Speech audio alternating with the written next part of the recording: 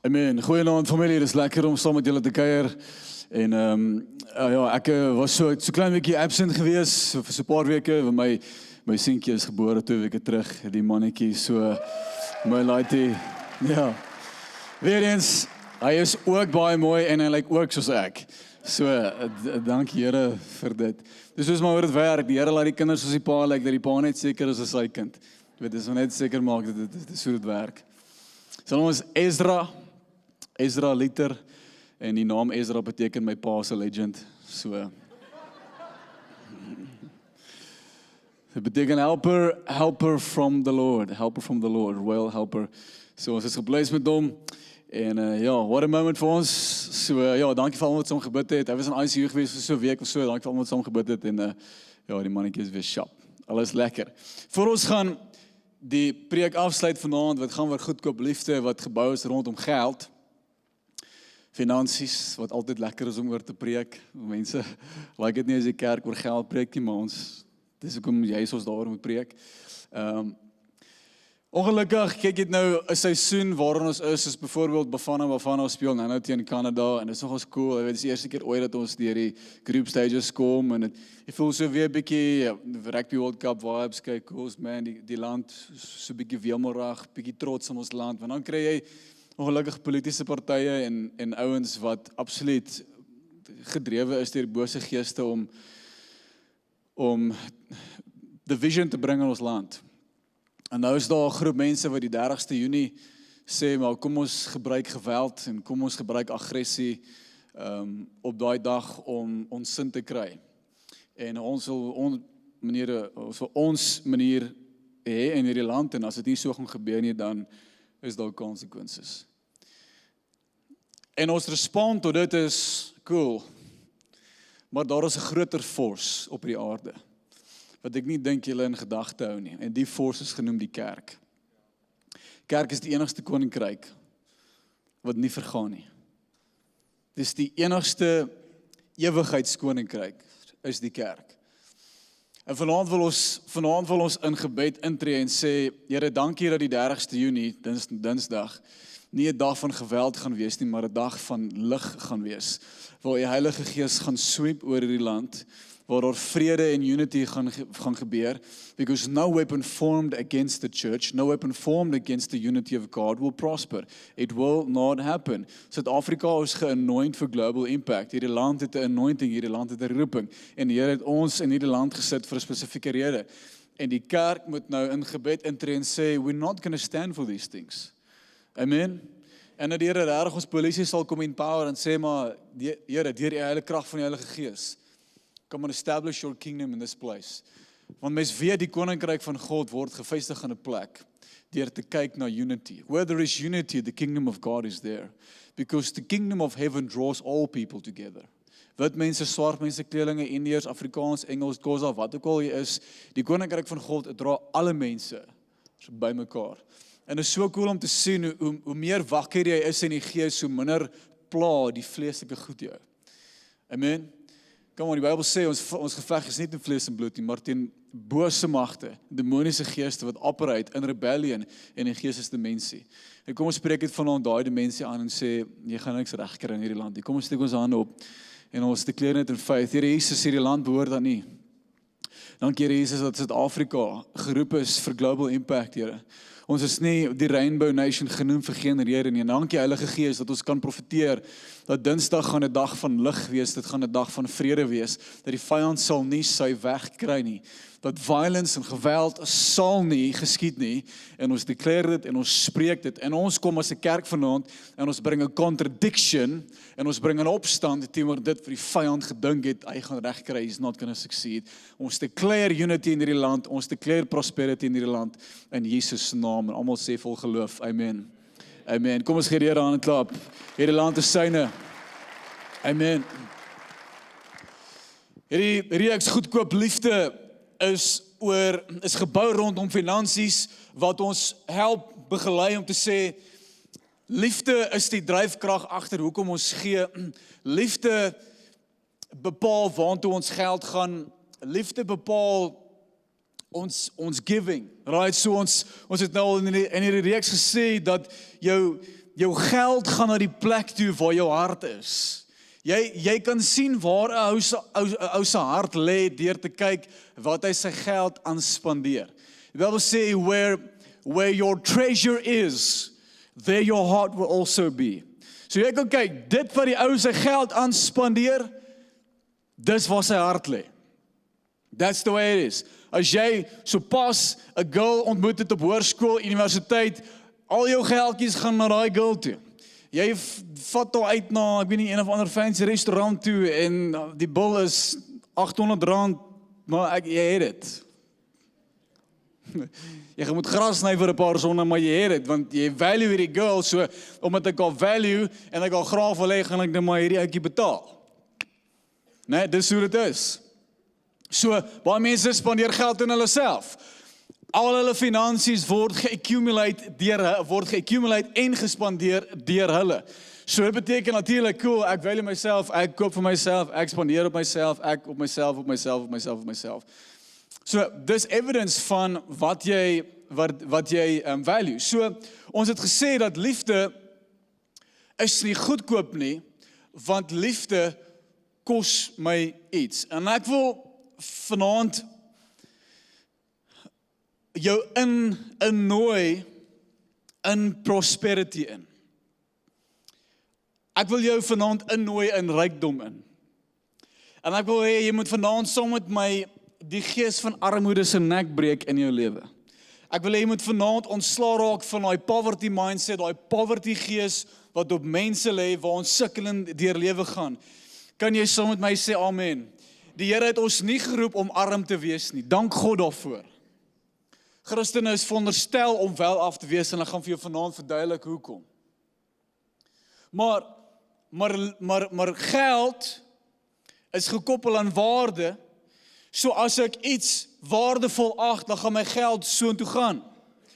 Nou, kom ek verduidelik gou ook vir jou, jy weet, as jy gaan kyk na huwelik, en ons het daaroor gepreek ook al, as jy gaan kyk na die koste van 'n huwelik, weet, dis mooi en ons levels van intimiteit binne 'n huwelik wat awesome is, en ongelukkig wil baie ouens net die benefits hê van die huwelik, maar hulle is nie bereid om die prys te betaal van die huwelik nie.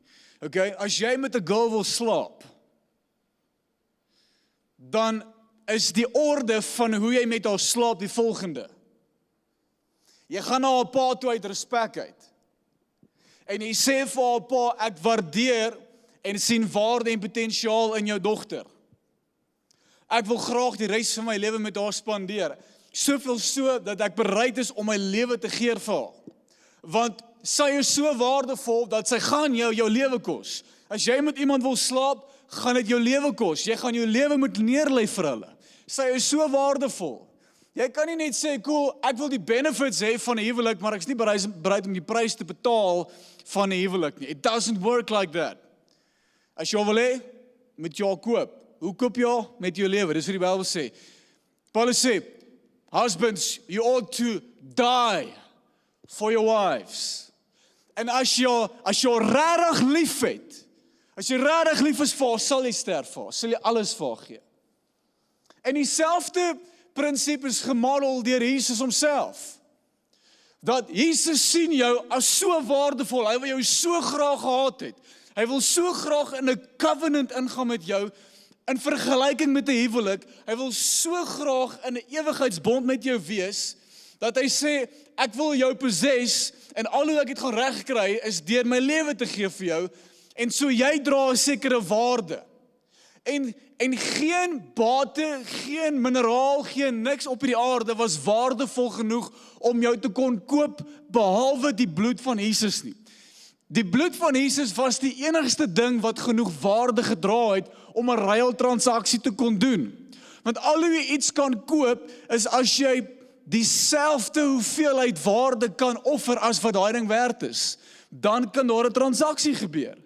En jy is so waardevol dat die Bybel sê, goud, silwer en brons kon jou nie koop nie, maar die bloed van Jesus kon jou koop. En so, familie, vanaand wil ek vir jou sê, Jesus het nie aarde toe gekom om goud te koop nie, hy het nie aarde gekom om silwer of brons te koop, om property te koop, om land te koop nie, hy het gekom om jou te koop, wat beteken, you are heaven's most valuable asset. You are heaven's most valuable asset. En God value jou soveel dat hy sy lewe vir jou gegee het. Love is a value statement. So, ons sê, ek het dit nou genoem, jou hart gaan na waar jou treasure is. So, ons sê geld is 'n goeie tool, maar geld is 'n terrible master. Dis nie 'n goeie God nie. Geld is 'n awesome tool as jy dit reg gebruik, maar dit is 'n horrible God. Hy kan vir jou niks offer nie. Hy kan nie vir jou identiteit offer nie, hy kan nie vir jou geluk offer nie, hy kan nie vervulling offer nie, hy kan nie vir jou sekuriteit offer nie. En die Bybel klarifieer dit vir ons in 1 Timoteus 6:17 en 18.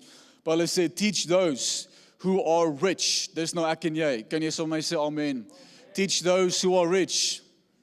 Kan ek net vir jou sê, as jy regtig wil ryk wees, then you've got to clothe yourself in that way. You've got to take it for yourself. Okay, jy mag ryk wees. Amen? Okay, teach those who are rich in this world not to be proud. It's cool om ryk te wees, jy mag ryk wees, just don't be proud about it. Not to be proud and not to trust in their money, which is so unreliable. Their trust should be in God, who He richly gives us all we need for our enjoyment. So nee, geld is nie evil nie, maar die liefde vir geld is evil. Amen? Want geld is 'n tool, maar sodra geld jou hart begin gryp, dan begin dit 'n god raak vir jou. En so, baie mense soos ek nou gesê het, raak vergeenend wanneer die kerk praat oor geld, maar kan ek vir jou sê, daar's 500 skrifverse in die Bybel wat gaan oor geloof, daar's 500 skrifverse in die Bybel wat gaan oor prayer, en daar's 2000 skrifverse in die Bybel wat gaan oor geld. Meer as 30% van Jesus se teachings het gegaan oor geld. Hoekom? Want Jesus sien hoe daai geldgees, daai mammongees absoluut gaan en mense gebonde hou. It binds people to poverty and slavery. I'm not here to serve money. I don't bow to money. En so God hou nie daarvan nie, so He teaches people on how to be free from money. You don't worship money. You worship God and money will serve you. You serve God, money serves you. That's the order. Dis hoe dit werk. So, ons sing powerfully in hierdie worship vanaand, seek first the kingdom, seek first the kingdom, seek first the kingdom and its righteousness, and all your heart's desires will be added unto you. En ons is cool stuff, great, love it, awesome, seek first the kingdom. Maar wat beteken dit as ek vir jou sê, seek first the kingdom? What does that even mean? Seeking first the kingdom means to value the kingdom of God. Dat ek het so 'n hartsbegeerte dat die koninkryk van God moet advance. Ek het so 'n honger dat die mense op aarde moet prosper. Dat ek is bereid om finansies te release na die koninkryk van God toe, om te sien hoe die koninkryk van God advance.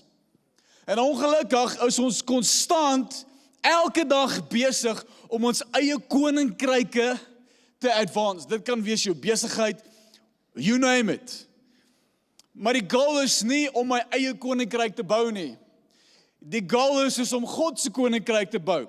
Want as ek my eie koninkryk bou, beteken dit net dat wanneer ek sterf, sterf my koninkryk saam met my.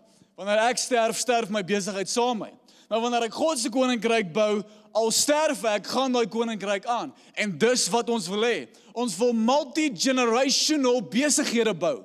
Jy wil 'n besigheid bou wat 3, 4, 5 generasies lank gaan bless, gaan empower, gaan steward, gaan stoot, gaan vorentoe vat. Amen. En so, weet jy, die konsep van seek first the kingdom gaan oor my hart lê eerste by die Here. My hart lê eerste om te doen wat hy wil hê ek moet doen. Ek gaan eerste my geld spandeer op wat die Here wil hê ek my geld aan moet spandeer. That's what it means to seek the kingdom. Dis amper asof die Here in hierdie konteks sê, take care of my kingdom and I'll take care of you. Release money to my kingdom and I'll take care of you.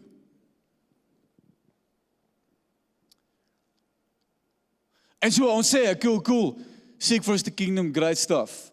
En dan doen jy dit, en dan ewe skielik sien jy hoe daar wealth bygeadd word tot jou lewe. Right? En dis die ding, baie mense wil hê Christene, jy kan nie te ryk wees nie. Hulle is so fyn net wanneer Christene ryk is of wanneer 'n pastoor ryk is, want ek is ryk. Hoekom lag julle?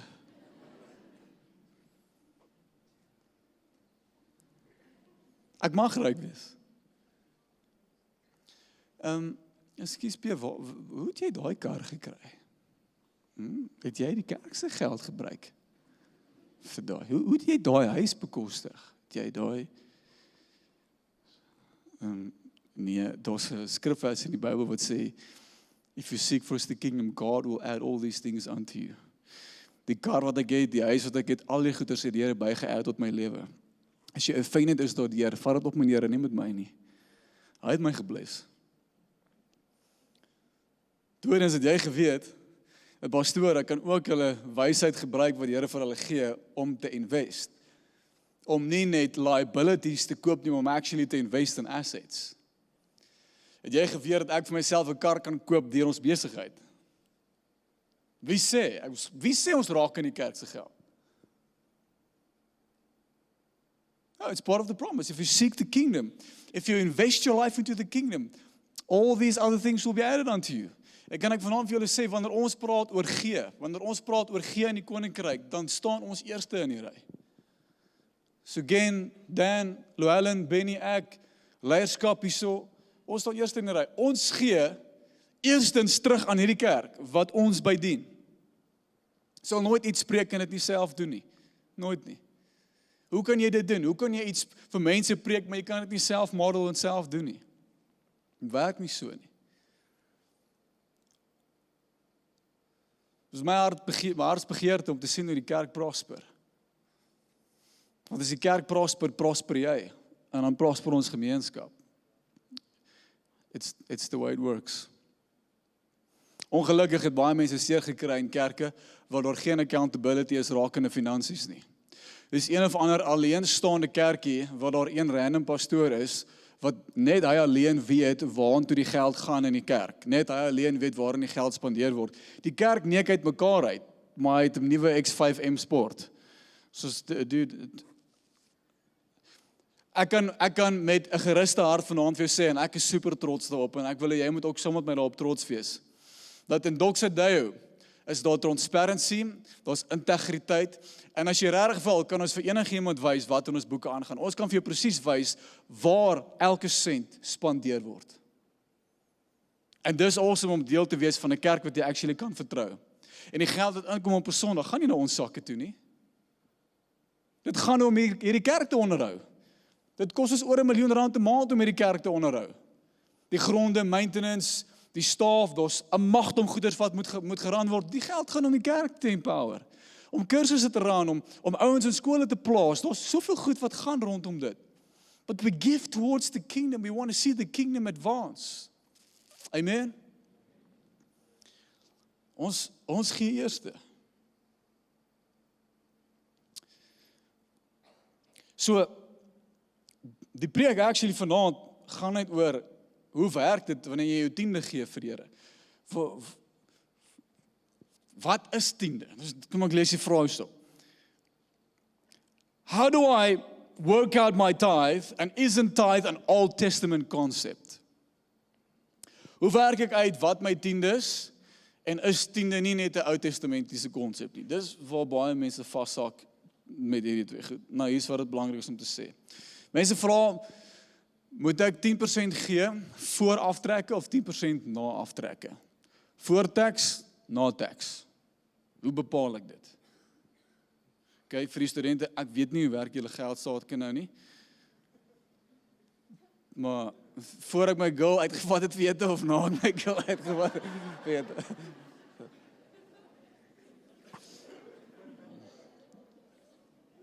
Julle bly nog in 5-ster accommodation. Jy weet, daar's 'n feetjie wat die tafel skoon maak en ons kos op die tafel en alles is lekker. Julle moet maar net by imagine yourself maar 5 jaar van nou. Wat het ek nou gesê? Werk ek my tiende uit. Die probleem met die vraag oor wat's 10% is die volgende. Dat as ek slegs die bare minimum wil gee, dan het ek al klaar, sonder dat ek daar bewus is daarvan, 'n poverty mindset ge-inhabit. Hoekom sê ek so? Want ek wil net die bare minimum gee, sodat die Here my kan uitlos. Ja, okay, cool, die pressure is af, dankie, ek kan nou aangaan met my lewe. So dink gou daaraan, ek wil net weet, wanneer is die Here happy met daai bedrag? Okay, goed. So, hoekom wil ons kyk hoe min ons kan gee?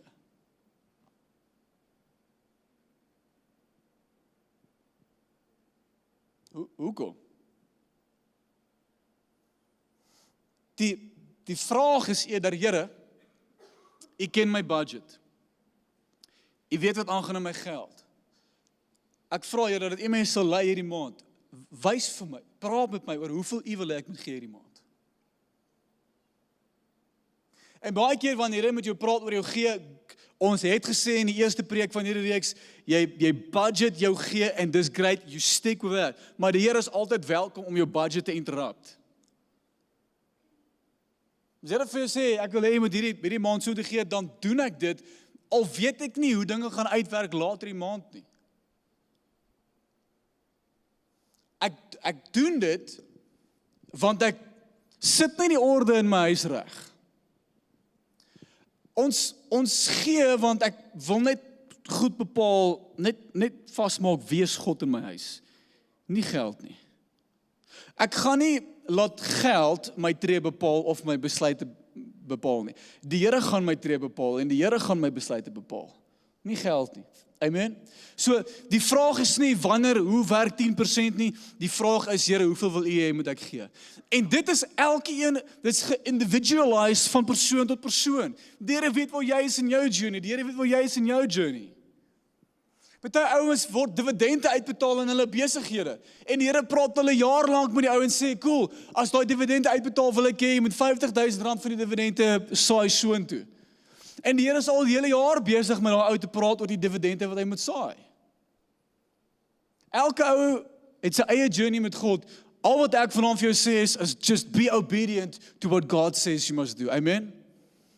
Dan die tweede ding, is tiende nie 'n Ou Testamentiese konsep nie. Dit is, maar dit het nie daar begin nie. Tiendes het al begin voor die wet gegee is. Jy kan daarvan gelees in Genesis 14 vers 18 tot 20.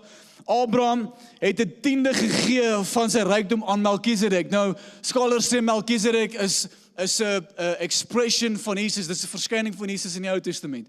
Daar gee hy tiende aan die Here. Genesis 28 gee Jakob 'n tiende van sy rykdom aan God. Hoekom het hy die ouens gegee hierso? Daar was nie 'n wet wat gesê het, jy moet jou tiende aan die tempel kom gee nie. Hulle het gegee uit dankbaarheid uit. And to them it was a sign of worship and gratitude. Here, dankie vir die hoeveelheid wat U my mee gebless het. Hoe kan ek vir U dankie sê hiervoor? Want as dit nie vir U was nie, was daar niks. So giving was birthed out of gratitude. Giving was birthed out of worship. Hoe weet jy wie en wat jy aanbid? Weereens kyk na waartoe jou geld gaan.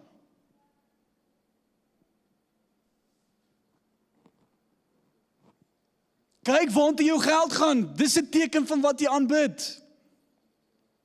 As jy die laaste in die ry is, I don't know. Ek weet nie of jou hart op die regte plek is nie.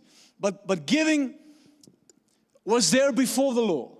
Nou ongelukkig het dit so gebeur dat Israel, die Jode, se koppe het die mekaar geraak, toe gaan hulle, en hulle gaan bou 'n goue kalf in die woestyn. Nadat die Here hulle exponentieel en in abundance gebless het, en hulle onderhou het, manna val uit die lug uit, hulle skoene verweer nie, hulle vee vrek nie, they were thriving and God sustained them, en hulle gaan, en hulle sê, ons het nie hierdie God nodig nie, ons sal ons eie God wees. Toe word tiende 'n wet, vir die volgende rede, om julle te herinner aan wie is God. En dan gaan julle en julle vat julle oeste en julle bring 10% die bestes van julle oeste en julle bring dit na die tempel toe om julle self te herinner dat ek is God, julle is nie God nie. It was something now that they had to do. Dit was nou 'n requirement gewees. So in die Ou Testament was die wet vir ons gegee om dit te onderhou sodat ons net kan reg wees met die Here, just to be right with God. En as ons nie die wet onderhou nie, is die konsekwensies dat jy mag dalk doodgaan. So hulle het hierdie goeders gedoen absoluut uit vrees uit. But it was there to condemn their evil hearts. Nou gaan ons in die Nuwe Testament en die switch word heeltemal geflip om waar Jesus sê, ek het nou die wet namens julle kom onderhou en vervul, wat nou beteken, jou right standing met my, jou posisie in my teenwoordigheid is nie vir jou gegee omdat jy die wet geonderhou het nie. Ek het dit vir jou accomplish. So jy kom nou in God se teenwoordigheid in omdat Jesus alles namens jou gedoen het. Maar ons sien in Hebreërs hoe Jesus nie die wet wegvee nie. The law wasn't done away with.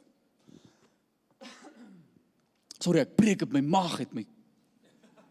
Ek gee my 'n bietjie water daar. Jesus sê, the law will now not be chiseled on stone, but I will engrave the law onto the lining of your hearts. Wat beteken die wet in die Ou Testament is nie meer iets wat ek moet vervul nie. Die wet is nou iets wat ek geword het.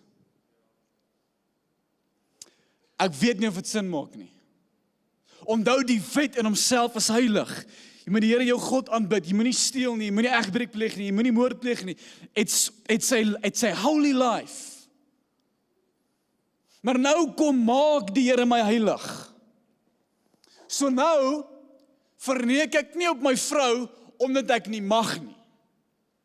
Nou verneek ek nie op my vrou nie want dit is nie wie ek is nie. Ek het 'n goddelike natuur in my.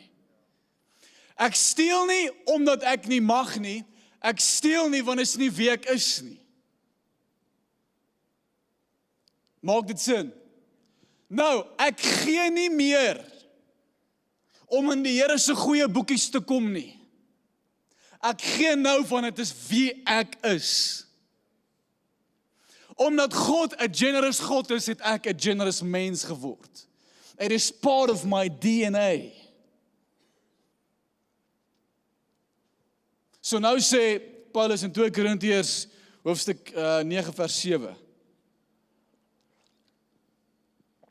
Hierdie preek het bietjie anders uitgedraai vanaand as wat ek gedink het. As jy okay daarmee? Paulus sê, you must each decide in your heart how much to give. You decide. Dit is tussen jou en die Here. Dit is tussen jou en die Here. Jy hoef nie vir iemand te justify hoekom jy hierdie maand 30,000 gegee het en daai maand R3,000. Dit is tussen jou en die Here. Just do what God says. You must decide in your hearts how much to give. Don't give reluctantly or in a response to pressure. Kan jy so met my sê amen? God sal jou nooit pressure nie. Kan ek vir julle sê God is nie desperate nie.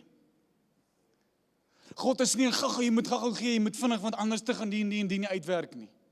Jy weet jy kry baie van die ongelukkig hierdie predikers wat hulle kyk so vir die TV dan sê hulle there is a window now in the following 5 minutes that if you don't give now in the next 5 minutes you're going to miss out on a double anointing from heaven.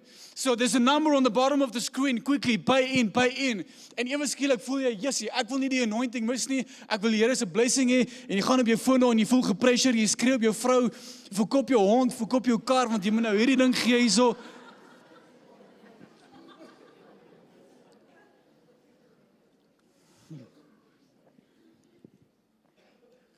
Daai is wat ons noem manipulasie. As jy in 'n kerk sit en jy kom agter hierdie ou manipuleer jou nou, hardloop nie in daai kerk wees nie. Het jy ooit gemanipuleer gevoel in hierdie kerk? Wanneer ons sê ons gaan jou tyd gee vir 'n geleentheid gee om te gee, te saai. Ons het nog nooit vir jou gesê as jy nie, gaan dit gebeur. As jy nie hierdie doen nie, gaan die Here dit doen. As jy nie, don't do that. Dis nie wat ons doen nie. God pressure jou nie.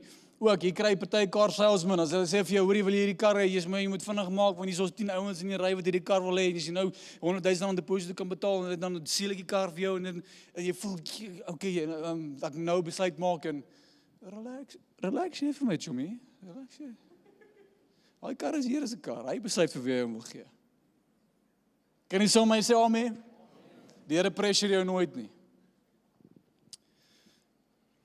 Soos ek sê, my preek is heeltemal anders as wat ek gedink het hy gaan wees. So nou in die Nuwe Testament sien ons 'n nuwe motief van gee. In die Ou Testament was dit 'n wet om jou tiende te gee. In die Nuwe Testament was gee gedryf deur liefde. Ons sien in Handelinge 2, terwyl hulle in die eerste week oor gepreek, sien ons in Handelinge 2 hoe die ouens selfs hulle eiendom gaan verkoop het. Hulle het nie gegee omdat hulle moet nie, hulle het gegee uit liefde uit. Sien jy die verskil? So is tiende nog steeds 'n valid konsep? Yes, dit is. Al wat verskil van die Ou Testament teenoor die Nuwe Testament is die motief. Maar ons gee nog steeds. We still give for the advancement of the kingdom of God. Dis net die motief wat verskil. En ek kan dit vir jou lees in die Nuwe Testament uit. Hoe die principles van saai en maai nog steeds applicable is in die Nuwe Testament. Romeine 11:16. Nuwe Testament, Paulus sê, if the part of the dough offered as first fruits is holy, then the whole batch is holy. If the root is holy, so are the branches. So as ek my bestes, my eerste vir die Here gee in die begin van die maand, sê Here, ek gee hierdie vir U, ek dank U dat die res van my maand ook gebless gaan wees. Same principle counts. Selfde principle ook, wat jy in die grond sit, gaan terugkom na jou toe. Weereens, jy lees hier van Lukas 6. Jesus sê, do not judge others, and you will be judged.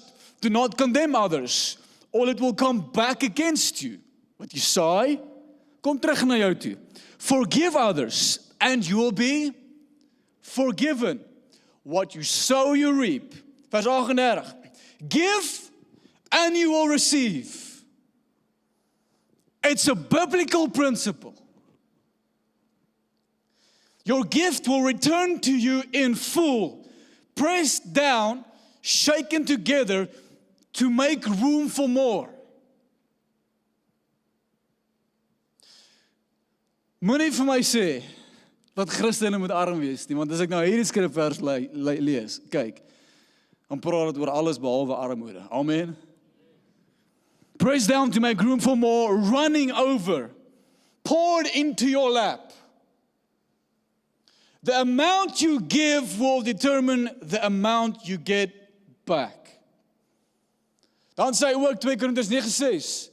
Remember this, a farmer who plants only a few seeds will get a small crop, but the one who plants generously will produce a generous crop. What you put in the ground will determine what comes up. It's just the way it is. So, weer eens, kom ons gaan terug na die 10% toe. As ek die bare minimum wil saai in die koninkryk, en gaan ek net die bare minimum oes. It's the way it is. En dan, my favorite skrifvers, jy het hom al so baie gehoor, Spreuke 11:24. Give freely and become more wealthy. Studente. Be stingy and lose everything.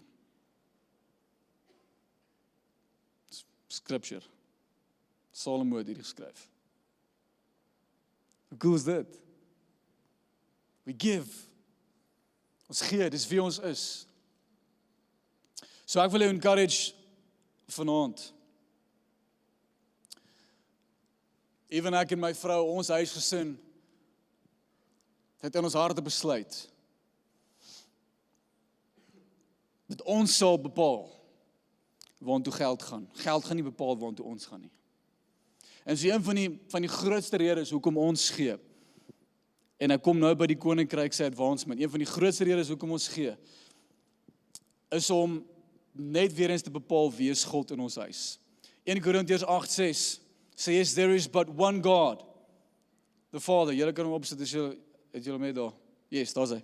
Yes, there is but one God, the Father, who is the source of all things. Jesus sal my bron bly. Geld, jy sal nie my bron wees nie. Ek sal gee ongeag. Amen. Mense sien selfs die arrogance van, en ons het nou die aand daaroor gepreek, mense sien selfs die arrogance van daai storie wat Jesus vertel in Lukas 19. Die Here gee vir elkeen 10 goue muntstukke, of 10 muntstukke, en hy sê, gaan invest dit, gaan maak dit meer. En die derde ou, hy het net besluit, hy gaan dit nie invest nie, en hy sê vir Jesus, ek gaan nie invest nie, want hoekom moet jy die oes ontvang van iets wat jy nie geplant het nie? Dis mos nie fair nie. Ekskuus Chom, wie het vir jou die saad gegee om die oes te kan plant? Is jy so arrogant in jouself, dat die Here gee vir jou resources, hy gee vir jou saad, sodat jy meer kan maak. As dit nie vir hom was nie, kon jy niks maak het en jy gemaak het in die eerste plek nie. Ek bedoel, Deuteronomium 8, Moses vat hierdie ouens vas. Die Here sê, you may say to yourself, my power and the strength of my hands have produced this wealth for me. That's it. But remember the Lord your God, for it is He who gives you the ability to produce wealth. God gives you the ability to produce wealth. So wanneer ek hierdie rykdom accumulate, dan in die begin van die maand, dan vat ek daai veelheid wat die Here vir my sê ek moet gee, en ek gee dit terug aan die koninkryk. En ek sê, dankie Here vir die blessing wat U vir my gegee het. This is an act of worship. This is a sign of worship. Die beste manier om geld te les te leer, jy gee dit weg. Kan jy sê sommer amen? Money should not order your steps. Our steps are ordered by the Holy Spirit. Laaste ding wat ek wil sê vanaand. Bybel sê vir ons baie cool is, dis incredible, dat wanneer jy gee, word daar 'n sweet smelling aroma gerelease in die hemel. Nou, die konnektasie hieraan is in die Ou Testament wanneer hulle 'n offer gemaak het hulle incense gebrand en daar was 'n reuk, 'n sweet smelling fragrance was daar gerelease in die atmosfeer en in die lug in. En dit was so 'n lekker ervaring. It was an altar. En ek wil vanaand vir jou sê dat wanneer ons gee, is dit waar ek die hartsbegeertes, of kom ek sê so, wanneer ek gee, is dit waar ek die begeertes van die vlees kruisig. Giving is an altar, a place of dying for the heart. Dis waar ek sê, Here, laat U wil geskied in my geld en in my lewe, nie wat my hart begeer nie. In 'n geval wat U vir my begeer, dit is baie meer as wat ek vir myself kan begeer. Giving releases a fragrance into the heavens. Our giving is an altar for our hearts. It's when we die to the flesh and start living beyond ourselves. Dis waar ek sê, Here, ek wil nie net my lewetjie bou rondom myself nie. Ek wil my lewe bou vir 'n groter koers. Ek wil hê my lewe moet tel. Ek wil invest in iets ver groter as myself. En Paulus reference hiervan in Philippians 4:18 praat hy van die sweet smelling fragrance. Julle kan hom by die bord sit daar agter. Is at the moment, en hy skryf van hierdie kerk en hy sê vir hulle dankie dat hulle gegee het aan hom. At the moment I have all I need and more. And I'm generously supplied with the gifts you sent me. Hy sê dankie dat jy hulle gegee het. Ek het dit nie eintlik nodig gehad nie, ek het meer as genoeg gehad. Maar dankie dat jy hulle gegee het. Want die Here sien julle harte. He would say, they are a sweet smelling sacrifice that is acceptable and pleasing to God.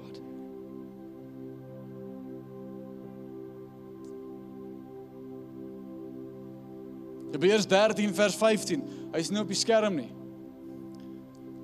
Die skrywer sê, therefore, let us continue to offer through Christ a continual sacrifice to God.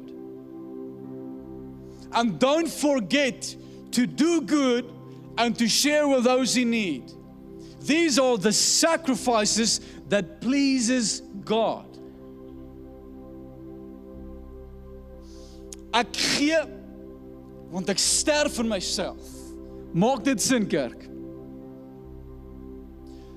Ek onthou die atmosfeer wat so gepreek het, net toe Enya, ons dogtertjie gebore is, ek het 'n motorfiets gery en die plan was om die motorfiets te verkoop en dan nou van daai geld te lewe vir die maternity leave wat my vrou op was. En obviously, sy kry net 25% van ons salaris daai tyd. So ek het obviously al my planne gehad en ek 'n week na Enya gebore is, toe klim ek op die bike en ek beleef voor die Here met my praat om hierdie bike te saai en ek weet na wie toe.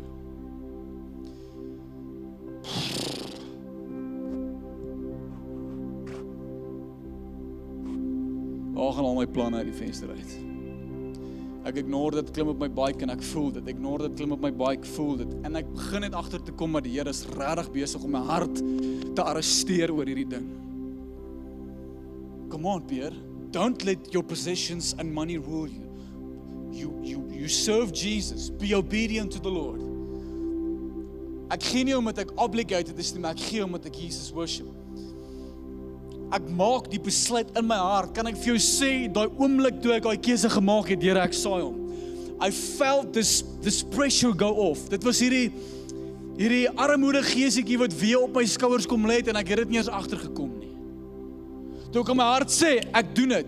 I felt free. Dit was so lekker. Want die wêreld het my nie, geld het my nie, besigheid het my nie, die Here het my. Die oggend toe ek die bike vat na die persoon toe, sit ek my kop so op die sitplek en ek weep en ek sê, Here, U weet hoekom ek hierdie doen. Ek doen hier want ek is lief vir U, Here. I worship you. You are my God. En ek weep. Ry na die ou se huis toe, klim van die bike af, geef hom die sleutels en luister jy, my hele liggaam begin vibreer. Ek raak lam. Hoe die Here se teenwoordigheid net manifest. Ek het dit ge-experience, daai sweet smelling fragrance wat in die atmosfeer ingerelease was. I smelled it, I felt it. Ek kan vir jou vanaand sê, dit voel so lekker om te gee. As jy daai gevoel wil voel, then start giving. Start giving when it doesn't make sense. Just do what God says because you worship God. Toe ek nog 'n student was, het ek geld bymekaar gesit, gespaar om 'n besigheid te begin. Ek moes equipment koop met hierdie geld. Ek praat toe eendag met 'n man by 'n coffee shop, of was een van my vriende gewees, en hy sê vir my, Pierre, ek het 'n hartsbegeerte om 'n besigheid te begin. En dan nou oomblik, toe sê die Here vir my, Pierre, maar jy het die resources om dit vir hom te gee. Ek was 'n student, dit was al wat ek gehad het. Ek worstel met die Here, Here, maar dis my geld, maar ek het gewerk hiervoor, Here, maar ek het, Pierre, wie aanbid jy? Ek is deur jou God, ek kan veel ver meer doen as hierdie bietjie geldjies wat jy wil aanvas. Ek kry een aand, hierdie ou was 'n ateïs gewees, ek kry een aand, sorry, ek preek nou bietjie aan, sorry. Is jy okay om jy, jammer. Hierdie ou was 'n ateïs gewees. Ek ry 11 uur die aand na sy huis toe, met 'n Bashan bike, dis 'n China bike, 200cc, die ketting val af en die sprocket in en ek het nie geld gehad nie, maar ek daag daar op voor sy huis, klop aan sy deur. Ek sê my ou, is jy alright? Dis 11 uur, kom jy? Ek sê, want die Here het met my gepraat oor jou. Sy oor rek net so groot oop oor my. Ek sê, ja, die Here het met my gepraat oor jou. Kyk, toe is die man stil. Want hy glo nie in God tot die Here oor jou praat. Okay, nou wil hy hoor wat die Here te sê. Die een wat hy nie in glo nie, is hy nou geïnteresseerd in. Ek sit op die bank, ek sê vir my vriend, die Here het my gepraat om hierdie hoeveelheid geld in die oor te deponeer. Ek kan dit noem, dit was R12,000 gewees. vir 'n 19-20-jarige laaitjie, vir my was dit baie gewees. Here wil jou bless met dit sodat jy kan begin met wat jou hart begeer. Daai gee, het daai man gelei na die Here toe. Het kan dit wees dat die Here iemand wil bless wat hom eers aanbid nie, ja, dit kan wees. Because God valued him. And because God valued him, he wanted to get money to him. Ek weep, hy weep, ons sult in trane. Ek sê weer eens, it feels so good to give. Kan jy sê my sê amen? As jy dit wil experience, doen dit jouself. Jy kan saam my staan vanaand, ek gaan vir jou bid. Ek gaan vir jou bid dat jy vanaand ook hierdie armoede gees se nek kan breek in jou lewe. Want jy loop dalk 'n journey met die Here en die Here druk dalk op jou hart om te sê, gee my seun, gee my dogter, gee, en daar's 'n bedrag in jou hart wat die Here vir jou sê, gee aan die koninkryk, gee aan die persoon, gee daar, en jy worstel. Vanaand is die aand waar jy sê, tot hier toe en nie verder nie, ek gaan nie beheer word deur geld nie, die Here gaan my streep op. I'm gonna give. En voel net vanaand saam met my die deliverance, die vryheid van hoe dit voel dat geld nie meer jou basis is nie, so lekker. Steek jou aan in die lig saam met my. Here, dankie dat U kom en die kinders kom bekragtig met finansies. U sê in die woord in 2 Korintiërs hoofstuk 9, dat Here, U vermeerder die saad in ons lewens, sodat ons ryk gemaak kan word in elke area van ons lewe. En wanneer U ons ryk maak in ons lewe, kan daar hierdie oes van vrygewigheid losbreek. En ek bid, Here Jesus, dat elke seun en dogter in hierdie plek vanaand rykdom sal begin proe. That we will become a well of finances. That money will start to flow through us. That we will see multiple people being blessed financially through our giving. Lord, I pray, may you release your finances over these people right now. May you release your money over these people right now. May you bless them in their bank accounts. May you make them wealthy so that they can be a blessing for the community. Ek release dit vanaand in Jesus se naam. Here, mag die harte wat vashou aan geld, mag daai vashou vanaand breek. I break the power of money off of our hearts today in Jesus mighty name. En almal sê saam met my, amen en amen. Kom ons gee die Here 'n lekker hande klap. Let's worship.